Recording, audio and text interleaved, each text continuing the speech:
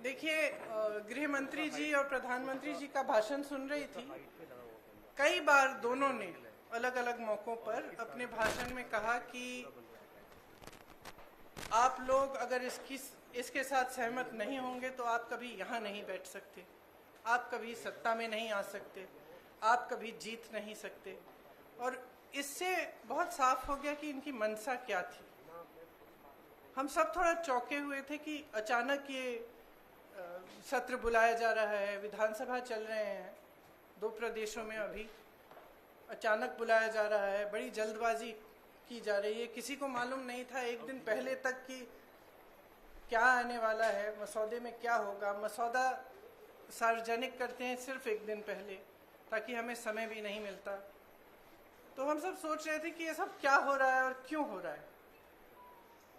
मेरे ख्याल से पूरी साजिश जो रची गई षड्यंत्र की तरह, कि किसी न किसी तरह से हमें सत्ता में रहना है। अगर अभी नहीं किया जाएगा तो 2029 तक जो ये करना चाह रहे हैं परसीमन, 2011 के जनगणना के आधार पर, वो नहीं खत्म हो पाएगा। तो ये सब करने के लिए एक तरह से प्लान बनाने के लिए कि परमानेंटली हम सत्ता में कैसे रह सकते हैं और कैसे करें। महिलाओं का इस्तेमाल करके महिलाओं के नाम पर हम आरक्षण लाएं।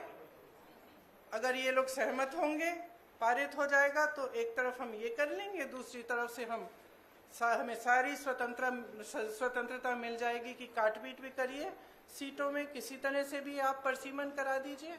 2011 के जनगणना के आधार पर होगा तो जाति जनगणना का भी कोई उनको रिकॉग्निशन नहीं लेना पड़ेगा।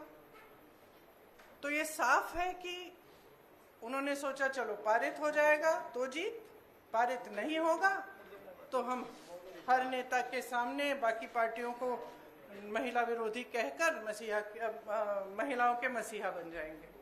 तो आप महिलाएं हम जानती हैं कि महिलाओं का मसीहा बनना इतना आसान नहीं है, करके दिखाना पड़ता है। एक इतिहास है, कांग्रेस पार्टी का एक इतिहास है, विपक्षी दलों का एक इतिहास है, भाजपा का इतिहास है महिलाओं के संदर्भ में। और वो इतिहास बहुत स्पष्ट है। आपके खड़े होने से सदन में उसका विपरीत कहने से कोई फर्क नहीं पड़ता। महिलाएं देख रही हैं, उन्नाव को देखा, हाथरस को देखा, ओलंपिक की खिलाड़ियों को देखा, यहीं दिल्ली में सड़क पर बैठी थी, किसने पूछा उनको? मणिपुर में महिलाओं को देखा, किसने पूछा? और आज आप संसद में खड़े होकर कह रहे हैं हम मसीहा बनना चाहते हैं महिलाओं के। तो ये बहुत स्पष्ट है कि ये महिला आरक्षण बिल की बात नहीं थी, ये परसीमन की बात थी। और परसीमन इनको इस आधार पर करना था जिसमें इन्हें जाति के आंकड़े नहीं देखने की जरूरत होती और अपनी मनमानी करने की पूरी स्वतंत्रता मिलती।